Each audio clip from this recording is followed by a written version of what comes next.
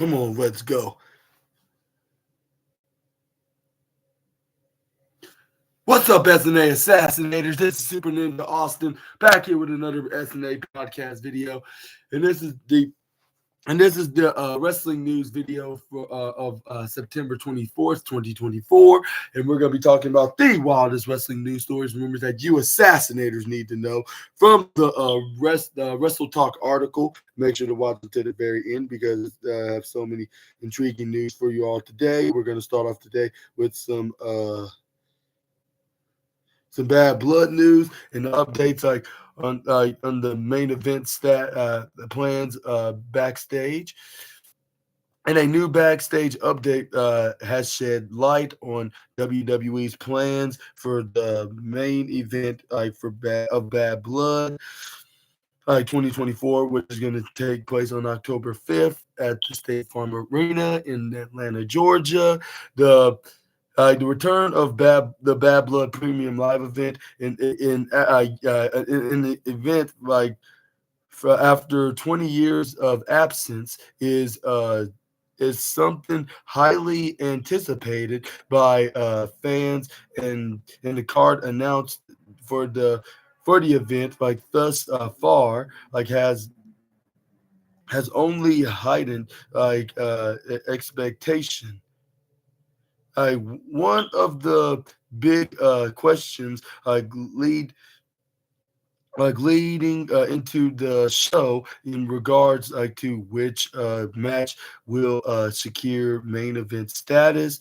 The two obvious candidates for the spot being the Hell in a Cell match between CM Punk and Drew McIntyre, as well as all-star tag team bout between Cody Rhodes and Roman Reigns versus the Bloodline, Solo Sikoa and Jacob Fatu. It was reported yesterday by Fightful Select that WWE's working plans was to have the latter match close the show. However, it had also been reported by Dave Meltzer weeks prior that CM Punk and Drew McIntyre was on course to close Bad Blood. Now in a new update, PW Insider Mike Johnson has added some new details regarding which match WWE may be leaning towards. Johnson revealed that WWE's initial plan was for the event to be built around the first ever Hell in a Cell bout at Bad Blood 1997, with this year's event landing on the exact date. As a result, Punk versus McIntyre would have been the choice for the main event spot. However, there has been a push from certain circles, I say circuits, I mean circles, of WWE that are instead wanting Roman Reigns and Cody Rhodes match with the Bloodline to close the show. The reasoning for this is reportedly due to the match being the first time both stars have teamed, as well as their own separate significance to the city of Atlanta, where Bad Blood is being staged. A final decision has reportedly yet to be made on the main event spot for Bad Blood, so we will be sure to provide further updates when more details are known. And what are your thoughts onto this? And do you think that who do you think is going to close out Bad Blood in the next a week from this Saturday? On October 5th, do you think it's going to be the Rhodes and Reigns versus the Bloodline match, or do you think it's going to be Punk and McIntyre inside Hell in a Cell? I was like, if it wasn't Cody Rhodes and Roman Reigns fighting the Bloodline, and it was not in Cody's hometown, I would assume that Drew McIntyre and CM Punk is going to be main eventing the pay-per-view. Considering for that simple fact, like their first Bad Blood and Hell in a Cell event was back in October 5th, 1997, over 20 years ago, exactly 27 years ago, like from this coming a week from this Saturday, yeah, October 5th. Because the first one was a Hell in a Cell match between Shawn Michaels and The Undertaker, which was the debut of Kane as well, like with him making his debut as the Big Red Monster, like and being revealed as the Undertaker's kayfabe half brother. But I think it's gonna be Cody Rhodes and Roman Reigns versus Solo Sikoa and Jacob Fatu. That's gonna be. I was like, even if they weren't in Atlanta, I think that would be still the main event. Like that should be the right decision to put that as the main event match on the card. Which I think they should either put the Hell in a Cell match like right before then, or even the opener, like to give it some main event vibes. Like it still have that main event, but yeah, either way, let me know in the comment section right down below, and and most importantly, who's exactly going to be winning those matches. Which I'm not going to be saying like who's going to win on my predictions perspective. I will wait until like a week from this Friday to share them with you guys. Which is going to be.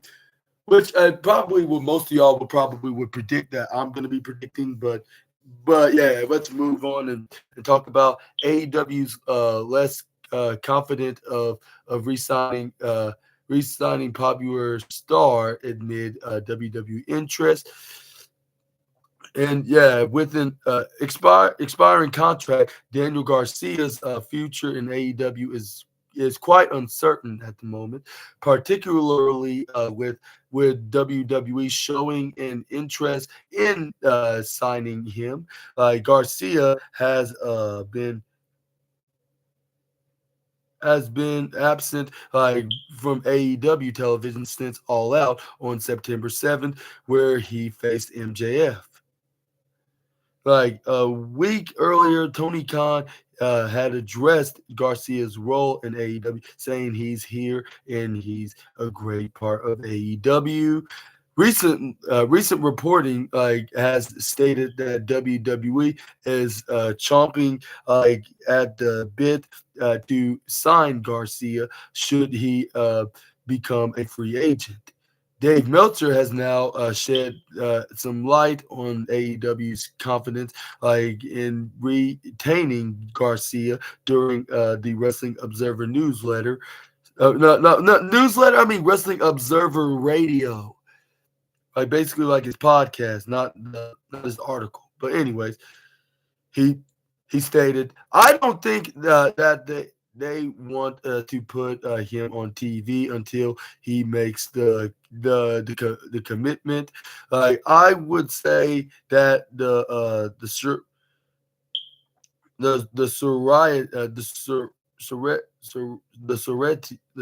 the surety or the strong confidence that he was signing, I wouldn't say it's as strong, but I wouldn't say he's leaving either, but it's not as strong as it was a month ago. He may leave.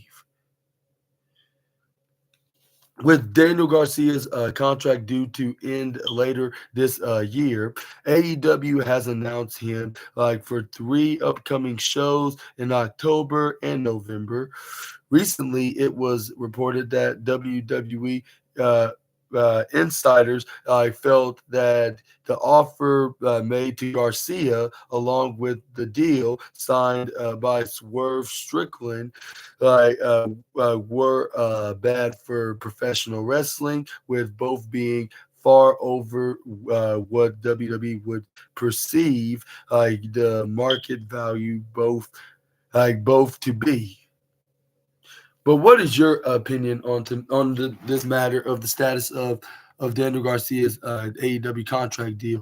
And do you think he's going to resign, or do you think he's going to let it expire, becoming a free agent, giving him a reason why he's going to be signing with WWE? Let me know down in the comment section right down below. But let's move on to the next slide. But yeah, I'm not sure. We're just gonna have to wait and see. And there's also another AEW wrestler, a couple of them, that claims that they're gonna soonly gonna become free agent, and that is none other than the Lucha Brothers. And if that's the case, then I can see them going to. That's why I see them going to WWE, and then I can see them going with the names that they use, that they are going to use, what they just trademark, like Zero Miedo, and what's the other one that Ray Phoenix is going to be using? Ray or something Phoenix. I don't know, but let me know also about that as well. And do you think these soon possibly soon to be a former AEW wrestler are going to become WWE's newest superstars of the company? Only time will tell. It's only just a matter of time. If that does happen. But either way, let me know what your opinions are on that matter. But let's move on. And we got some very joyous news. As I talked about on on my Raw review video yesterday, with Jey Uso making history, in WWE with the Intercontinental Championship win. And and once again, before I get started, I want to give a humongous congratulations to Main Event Jey Uso again. He proven all the haters wrong and doubters that they claim he's gonna lose. And I'm not gonna consider myself a doubter, but I did assume that it was gonna be Braun Breaker that was gonna retain. I'm guilty on that one, but I thought it was gonna be building him up, to getting him another shot, and then the next time he does get a shot at the singles gold, he's gonna be successful because he's gonna learn from the past mistakes of what was his downfall, from being a singles champion. But now you don't have to worry about that now because he's finally the Intercontinental Champion, doing the unthinkable, and then doing the impossible as well, not to mention. But yeah, but Jey Uso becomes the Intercontinental Champion, on last night's episode of Monday Night Raw, and joins his father on a short list of father and son champions achievements. Uso's father is the WWE Hall of Famer Rikishi, and who's was also an Intercontinental Champion and has and commented on his son's win. And Rikishi held the Intercontinental Champion from the June 22nd from June 22nd 2000 until the following month in July 6th, where he would lose it to Val Venus on SmackDown.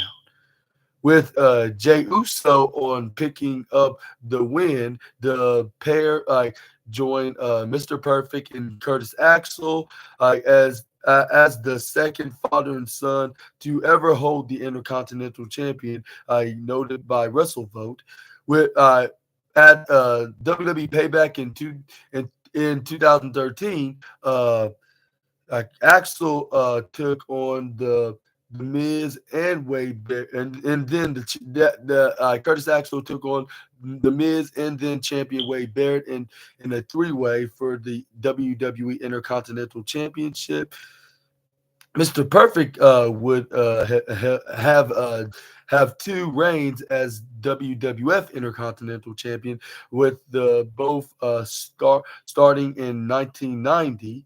Perfect first held the championship on Superstars of Wrestling, recorded on April 23rd, 1990, losing the title on August 27th of that year, to the Texas Tornado, at SummerSlam, of course. His second reign would start once again on Superstar of Wrestling, recorded Superstar of Wrestling recorded on November 19th, 1990, running it to another loss at SummerSlam, but this time in August of 1991. This time against Bret Hart. And it's right here. like to like. But yeah, but what are your thoughts on Jey Uso and Rikishi being the second ever father and son to hold the exact same championship next to Curtis Axel and Mr. Perfect? Let me know down in the comment section right down below. And do you think there's going to be plenty of more fathers and sons that are going to be like a third place spot, perhaps Dirty Dominic Mysterio? I think in the future that will be the case. Like we could see Dirty Dominic could be third place with Jay Uso being second, and then Curtis Axel first. But yeah, I remember when Curtis Axel was exactly particularly that championship, but it was the one previously, the previous design before they redesigned it back in 2019. But yeah. but yeah, um, but yeah, I think that's what's probably gonna be I think that will happen, and then name some other legendary wrestlers that have has a son that's a second generation wrestler that could potentially win it. But until I figure that out, let me know in the comment section right down below. But yeah, this is great news for Jey Uso. I thought this wouldn't be this much sooner, but it's like they say, expect the unexpected, which I should have saw this coming in a way. But yeah, I get probably don't matter because like there's nobody criticizing me on the matter, but like as long as I'm not running against him, like I don't think nobody's gonna be criticizing me about it. Like, and I'm very, very happy that he did win the championship. Proven doubted that anything is possible when you put your mind into it, and then and when you're at the right place at the right time. But let's move on to the next slide. But anyway, before I get into that, so like I hope he does have a decent run with that championship, and hope it's not too short. Even if they decide to put the title right back on Braun Breaker, not wishing that, but I'm just looking at like something that they might like try to realistically do. But at the same time, I hope he does remains that champion. But let's move on. We got WWE SmackDown change to 3 hours update. On September 13th, 2024, WWE moved their SmackDown show back to the USA Network for the first time since 2019, like in a 2 hour Friday night slot. Yeah, and this is the first time I've seen them on a 2 hour slot on Friday nights is USA. That's true, but anyways, like following its USA Network debut, reports emerged that WWE would be moving to a 3 hour show in January, which is in 2025. Like later reported would stay. Like, what am I talking about? And later reporting would state that the extra hour would be in an arrangement for for 6 months, like for January 3rd, 2025. Dave Meltzer and Brian Alvarez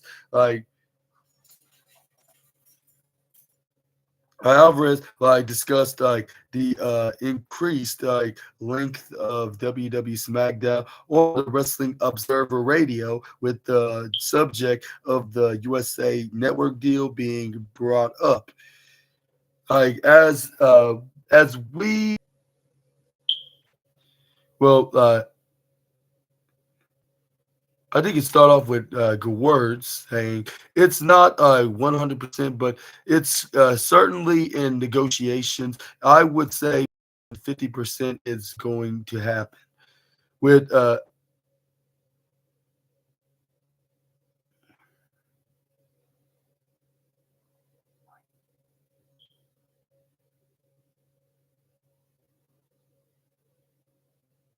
Oh yeah, no, it's Dave Meltzer actually. Dave Meltzer said this, and Brian Alvarez would seek clarification on the negotiation from Meltzer, asking, so by negotiations, do you mean they're attempting to get more money? And then Meltzer would confirm that he did indeed. He did indeed me like more money based on the longer show, saying, yeah, the original deal was definitely a 2 hour show, but now they're discussing a 3 hour show. Like with WWE also on the USA Network, like it was recently announced that the Monday night show like would be a 2 hour show. Like that change would last until the end of the run on December 30th, like moving back to 3 hours for its Netflix premiere. But what is your thoughts on this matter? Right? Do you think that anything like that be a guarantee that it's going to be a 3 hour show on the start of on January 3rd, or do you think it's going to be? Or do you think it's going to remain 2 hours and it's all just speculations and not nothing true? Like at least not 100%, and it's just consideration. Like on like, would it help bring them profit, like and more ratings if they add another hour? Which at first I was not so sure about this. Like, I was thinking like maybe it would be too much like wrestling, like timeage. Like, but looking at it now, like with SmackDown looking like doing pretty good like in its programming like it'll be really good to see them add an extra hour to see more action in the ring like we're seeing Monday Night Raw kind of being like this, and it's they're doing very successful to this matter, but the thing is, they have a short roster though. At the same time, like even though they probably could in the next couple of weeks, they could see it could give everybody some TV time that's on the SmackDown roster. But at the same time, I get yeah, it's a still small roster. Like hopefully they're going to be adding some guys from NXT either, or they're gonna do a draft, like some kind of a premiere draft, like them moving Raw to Netflix, and like in like a week later they'll have a draft like they did with SmackDown moved to Fox. I hope that will be the case right here. If they're gonna try to make it a 3 hour show, like everybody's saying, like, and even if nobody didn't say this, I'll be thinking this right now too. I'll be like, but like it's small of a roster because they're an hour short than Raw is, and if my brother was watching wrestling, if he learned about this, he would be like, "That's great news!" Like I've been wishing for SmackDown to be like Raw to add an extra hour. Like ever since Raw like moved an extra hour a decade, like 10 years ago. Like well, it's actually 12 years ago, but you get what I'm trying to say. Like it was, like yeah, like that was the best move that WWE could have done. Like to get more of WWE shows, like not ending more sooner. I but yeah, let me know down in the comment section right down below if even if they did add the idea, like which is likely they will, like over 50% of the chance.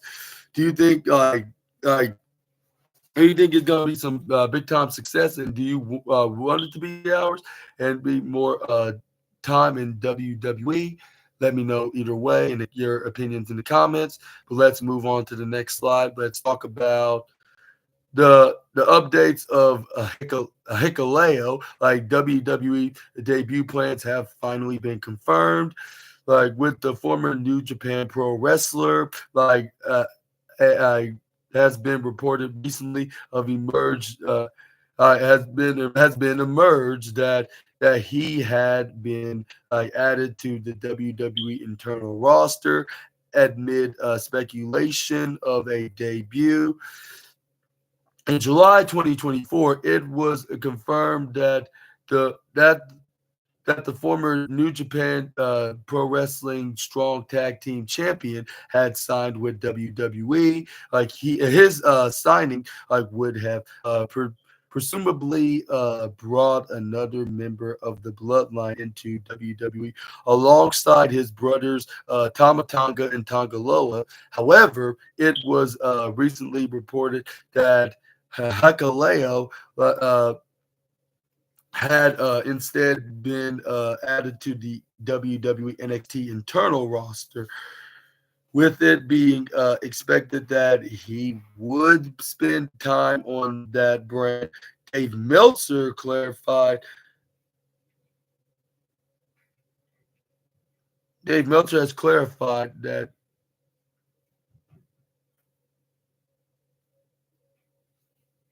the plans for Hikuleo on Wrestling Observer Radio, stating he is going to NXT first. That is confirmed.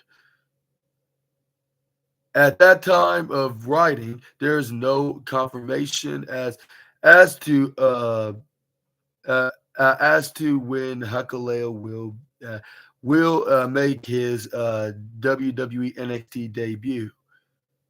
Like in early 2023, like WWE, Hakaleo, and Tamatonga were in talks to bring the New Japan Pro Wrestling stars to the company. That round of talks like fell through with Tonga going on to make his WWE debut in April 2024 on SmackDown with he and his brother Tonga Loa, like for forthgoing like NXT, like for an immediate move to the main roster. But what is your thoughts on this note? Like, do you think that do you think that Tom do you think Tom I do think that Tom what's his name what are your thoughts onto this note? Like, do you think not I was about to say Tamatonga Hikaleo, like, do you think he's gonna be making his NXT debut as soon as next week on the debut show on the CW, which is also the season premiere as well, or do you think it's gonna be like on the or do you think it's going to be like the week after, like when they're in St. Louis?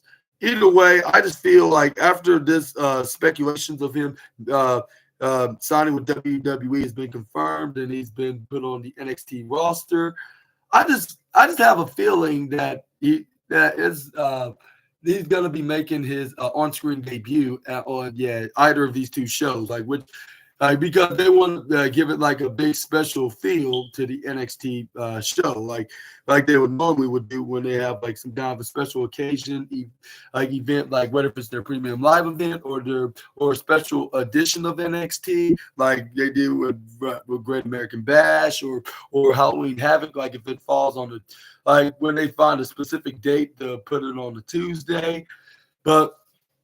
But yeah, but either way, let me know down in the comment section right down below. But I think like they're trying to do this, make this special, like, and they'll even acknowledge that he's the brother of Tamatonga and Tongaloa, which I think if they're gonna be doing that, they should make him as a heel. I mean, not just I say not just because he's the brother of them, but also he looks his appearance look like some kind of a monstrous, villainous wrestling character. Like if you know what I mean. Like if I'm quoting this correctly, but yeah, I think he should be in a feud with someone like, for an example, who's not doing much at the moment. Maybe like against a Javon Evans. He should be like in some kind of a rivalry with someone like him, like a guy that's young but that has the charisma like a main eventer. Like he should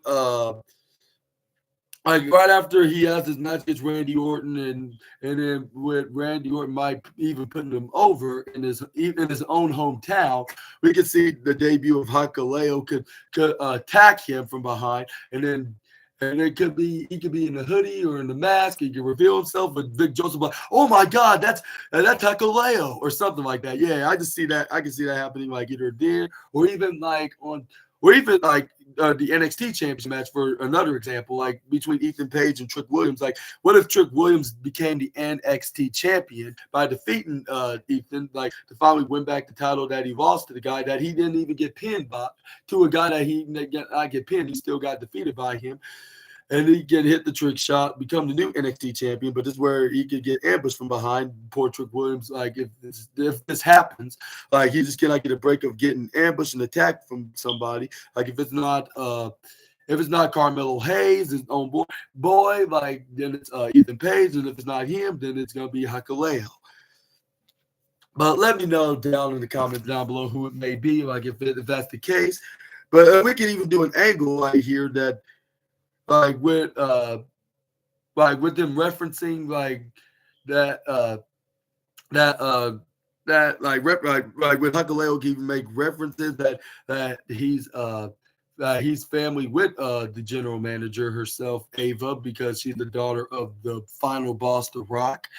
And yeah, this is where he'll be like trying to come up with a reason like why he should be on top because like they're cousins, but that like but being but being like even for being a relative, like she cannot discount. Like she'll be like, even for me being a relative of yours, like I still cannot discount you of getting onto the top card. Like we could see some kind of a couple of angles like that in the next upcoming weeks. Like if he when he does makes that debut on NXT, which it does make sense, even though it's not on SmackDown. But we can still see like Tama Tonga and Tonga Loa could come in and help their brother out and then reform their version of the Bullet Club, they're also known as the Guerrillas of Destiny, I believe, as well. And we can see them fighting like some trios teams. I'm trying to think who could be perfect candidates. Maybe the D'Angelo family, or even Trick Williams teaming with someone like Nathan Frazier and Axiom. I could see something like that happening. Yeah. But let me know down in the comments, what your opinions on the matter. But yeah, that would be very interesting if you think about it, like how WWE would book you in this way on NXT. There's so many options. Like, yeah, you could just fantasize all day long, uh, looking at the possibilities. But next up, we're gonna move on to another WWE news with Raw star potentially turning heel update, and I wonder like who's exactly this particular Raw star. I can think of two guys that potentially could turn heel at any moment. Like, and two of these guys have been listening to Karrion Cross from recent weeks. Well, not exactly one of them, like exactly because it's been like a month or two when the last time you heard anything that came out from the former NXT Championship's mouth. But let's start venturing the subject about who's this particular wrestler may be, and it's none other than the A-lister himself and former multi-time tag team champion and two-time Grand Slam champion, and also main event at WrestleMania by defeating John Cena at WrestleMania 27, and then is none other than the Miz. With him didn't get his match with Bronson Reed on the September 23rd episode of WWE Raw, and has since teased a change of character in response. With the Miz getting ready for his match backstage, Karrion Cross continued his recent mind games, like with the A-lister saying that it's messed up that he doesn't get respect backstage. Like and Cross would play on the Miz as a legitimate opponent for Reed, like pointing out that monsters come in all different shapes and sizes, like and um, and unfortunately, Reed versus the Miz wouldn't happen with Braun Strowman attacking the man instead. As for the Miz, he was nowhere to be found, according to Joe Tessitore on commentary. Like in post match comments, which can be seen below. Like this news story, like the Miz stated that the crowd was on their feet before my match. Like, didn't get the opportunity to take on Bronson Reed. The crowd got what they wanted, right? I don't know. Like, what I don't know what to do. I have done everything there is to do in WWE. I don't know what to do. And you can see right here. You can see right here on this. post right here with the backstage interview on Raw Talk with Jackie Redmond interviewing him. But before I show you, I also want to point out that Karrion Cross has previously attempted to drive a wedge between the New Day, like focusing his attentions on Xavier Woods. Last week's, or not last night's WWE saw Kofi Kingston give control of the New Day over to Woods after recent miscommunications to get them back on the right path. And yeah, the same could go with Xavier Woods as well. I get to see them, like whoever's going to be turning heel on Raw is definitely going to be these two guys, like the A-lister and the New Day member.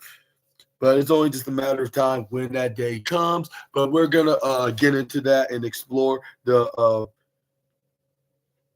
backstage interview that The Miz had with Jackie Redmond, which I'm going to pull up right here.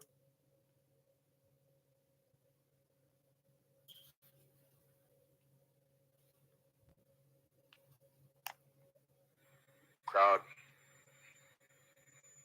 was on their feet before my match. Didn't get the opportunity to take on Bronson Reed. The crowd got what they wanted, right?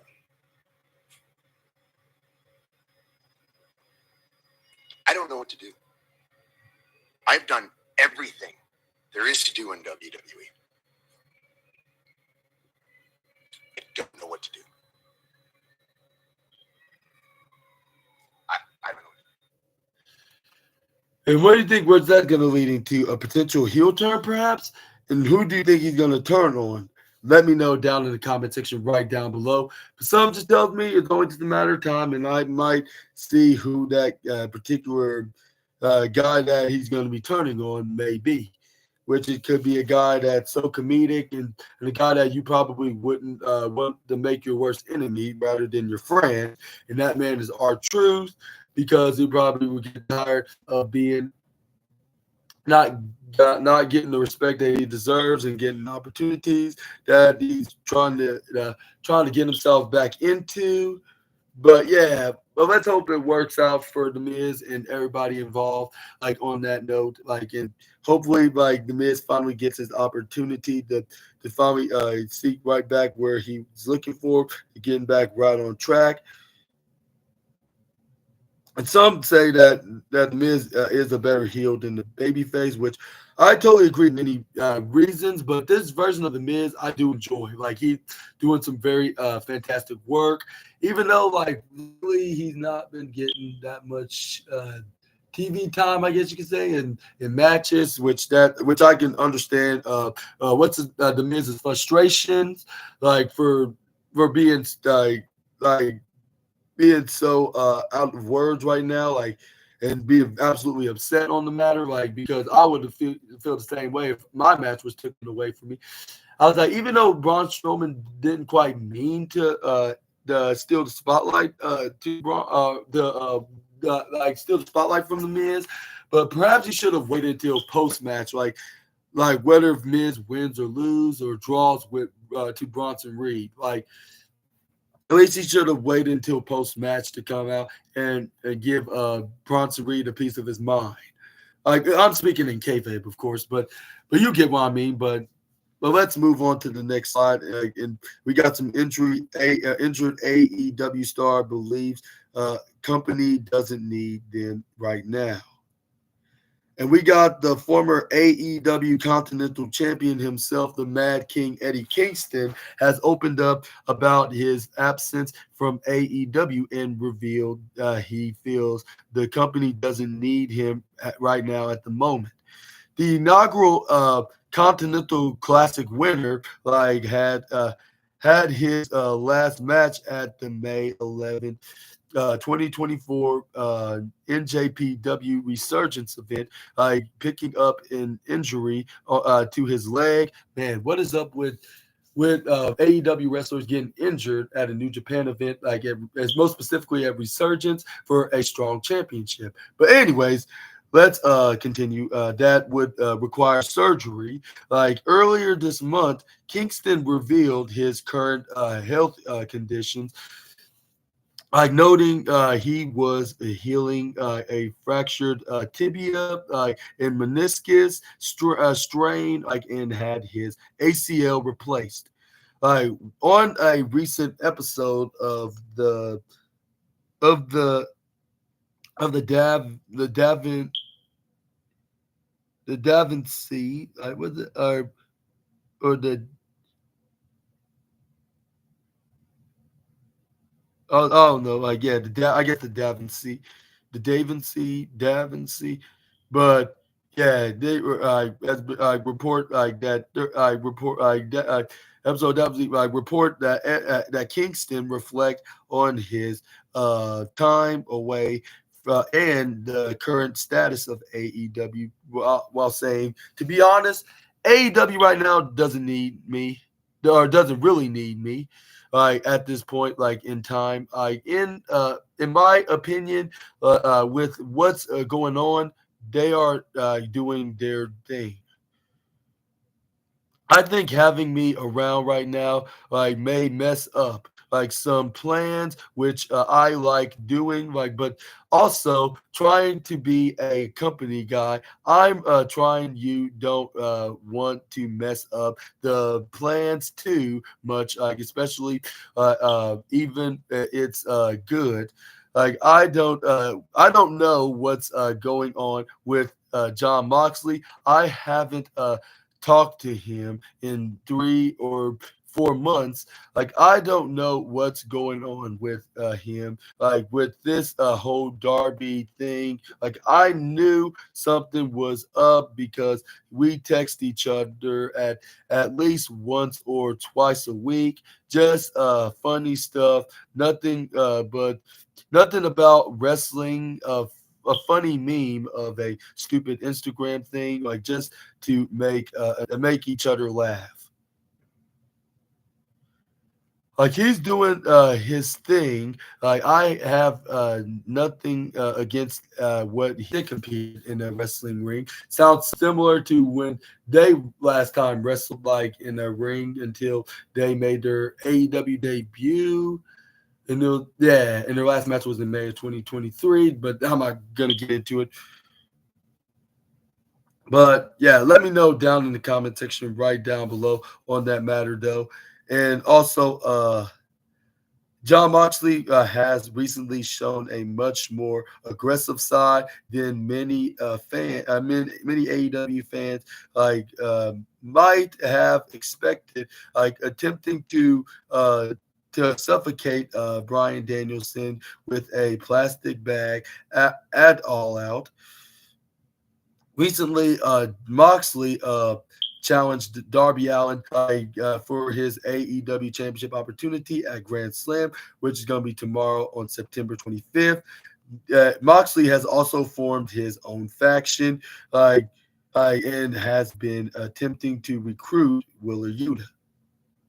But what are your thoughts on Eddie Kingston like responding onto his absence? And I can do you think they don't need him right now? Do you think they're fine without Eddie Kingston for the many more months to come? Until Eddie Kingston does recover from his latest injury, let me know in the comment section right down below. And I'm hoping that they do not do like a long term booking like with because you got Okada holding on to the Continental Championship until like double or nothing in May, and then we can see Eddie Kingston finally win the title that was taken from him by the Rainmaker or the Bitch Man, like I always like calling him. That claims that he can control the weather, which I don't think he can. But yeah, the only thing know he can control is the possession of the championship, and I hope that Sammy Guevara does win the Saturday without any comments about. I can't say it right now, but yeah, you get the point. Well, I think you do if you can read between the lines with nudge nudge. But yeah, but moving on, we got some more AEW news, but about or more likely or more likely former AEW star, reflects on validating decision to sign with WWE. The current NXT champion and former AEW wrestler All Ego Ethan Page has reflected on his decision to leave the Jacksonville-based promotion in May of 2024 and the opportunities he has had so far. Like on July 7, 2024, like Page was in a fatal four-way match, like for the NXT Championship, alongside then champion Trick Williams, Javon Evans, and Sean Spears. Like as can be seen, in the highlights like below, like this news story, it would be Page who would be victorious after Williams hits a trick shot on him, landing on the pinfall victory over Evans. And on a recent appearance on the Inside Podcast with Chris Van Vliet, and he discussed his decision to leave AEW to join WWE, saying it was validating. I think that's the perfect word. That's the perfect word, like validating. And he added, imagine your whole life you have this vision of what your potential could be, and no one around you sees the same vision as you. Like then, and then magically, the greatest wrestler of all time, just as the same vision as you, and says, "I'll let you do that." And here I am doing it. Like the boyhood dream. WWE Senior Vice President of Talent Development Creative, Shawn Michaels, has previously shared his thoughts on Page and that he saw in him before signed a contract. Going on to discuss the end of his time in AEW, Page reflected on his on this stating, "It was time, yeah, it was time, and I wasn't getting what I magically got here, which was the opportunity to show what I bring on the table, or bring to the table." And rephrase that, in his comments, on Page, Michaels had mused about whether he had been given the opportunity to show his potential. And Page signed with WWE in May of 2024, having left AEW earlier that year, later describing the chaotic and unorganized place it was, which I believe he said that at a press conference event, or was it in a previous interview? But either way, what are your thoughts onto All Legal Ethan Page's revelation of describing the situation validating? And do you really think it was very validating of him to make the decision to leave in favor of WWE? And do you think he made the best decision? I sure definitely think he did, in a way, because in his time in AEW, nothing against All Elite Wrestling, it's just that they just couldn't find anything creative for him to do. And then some just tells me they would have either kept him in the sidelines, keep him at home, and not use the guy like they're doing with Miro, or even I'll say, or even put him in catering and put him be an understudy of somebody that had to miss the show. Then they'll replace that said wrestler, and and put them in their place. Like you'll probably either did one of those things, like or should I say, it would be the substitute wrestler. Like in case of if a wrestler that was scheduled to be in an event ever missed the show, like whether if they were injured or or didn't make it on showing time due to traffic or whatever the case may be, like it would have him be in that position. So but being in a main event position on a one of WWE's top shows was definitely was a I'll say was an all worth risky gambling jackpot that he was looking for, and now he's one of the one of the top champions in WWE, which that being the NXT championship. Just like only like a month or two after he made his debut, and then took on Trick Williams along with Javon Evans and Sean Spears for a shot at the NXT Championship, which he did so, but not pinning Trick Williams, like rather than pinning Javon Evans to get the championship because that's anything goes. Like like Trick Williams had the lose by pinfall in order to lose his NXT title, which that was the case right there, and he's got a opportunity to win it right back with CM Punk as the special guest referee in Punk's hometown of Chicago. And I do think he's going to win it right back, or do you think that Ethan Page is going to retain? Let me know down in the comment section right down below.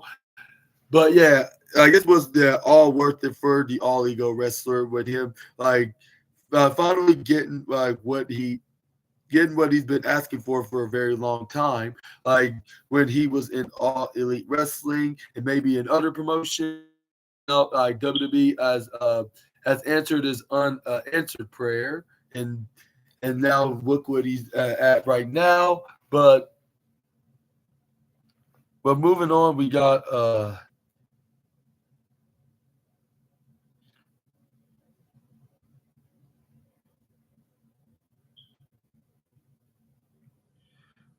a international star thanks a former WWE champion following the Raw invite.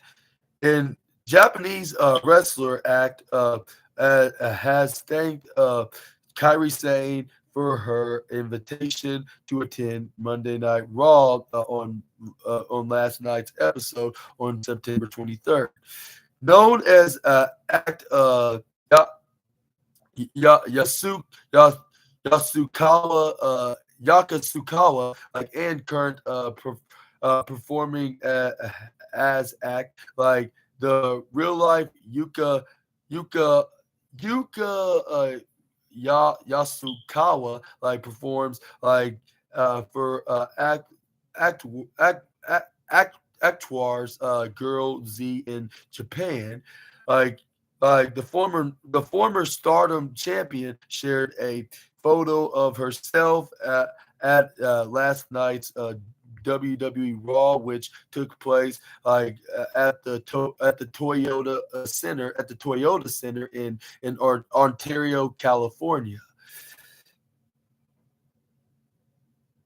Like the photo can be seen below like this news story like and was shared on Twitter with the Google translation of "Today I'm here" blushy with a very blushy open mouth smile emoji, and with also her captioning "Thank you, Kyrie" with the tears of joy emoji. Act would share like a further message like after Damage Control's match against Unholy Union, most specifically Isla Dawn and Alba Fire, with her tweeting Kyrie and EO win, while also capturing like last time I came to WrestleMania, I only able to see Kyrie in action in America. Kyrie and the others like were really great. I'm really glad I came to America. Like thank you, Kyrie, and once again, Happy birthday. And Kyrie Sane celebrated her 36th birthday on September 23rd, uh, along with her win on WWE Raw. So this was a win-win for the former NXT and women's tag team, and also IWGP Women's Champion. Highlights from Damage Control versus Unholy Union can be seen down below, like on the news. But I'm gonna show you the caption right here with her thanking Kyrie, which it shows it in Japanese. I wish there's like a translation bar to use so y'all can see exactly what she's saying. But here's the photo of her with her attending last night's Raw in Ontario, California. But yeah, in case of y'all unaware, like I saw like on the little translation message, like you can see right here, like it says it right here what she's saying, which I'm gonna start off on the top, which she's like she's here today and she thanked Kyrie saying, which you can see right on top.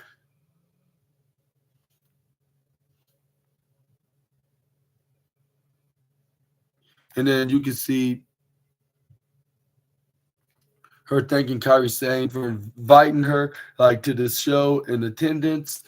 And it also mentioned the last time she came to America was at WrestleMania, and this was her first match to see Kyrie Sane wrestle in this very country.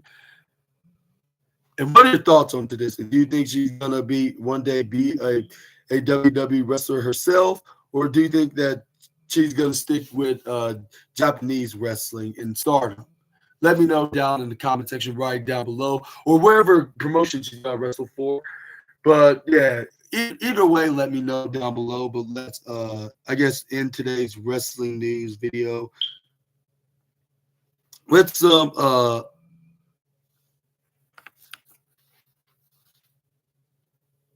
with an update on a WWE star after 5 month absence. And that man is none other than the king of strong style himself, Shinsuke Nakamura. Like was last seen on television, on the television screens on the April 22nd, 2024 episode of Raw, losing to Sheamus. Like weeks after his last on-screen appearance, like the former Royal Rumble winner was drafted to SmackDown, yet was only appeared in dark matches and on live event shows ever since. Like an update has now emerged on plans for Shinsuke Nakamura, with Dave Meltzer on the Wrestling Observer News Radio saying, creative doesn't have an angle for him when they came up with an angle they pulled him on. And it says right here that in August 2023, Shinsuke Nakamura shared a photo of himself training with Kairi Sane, Hakano, and Mina Shirakawa, and Sumi Sakai.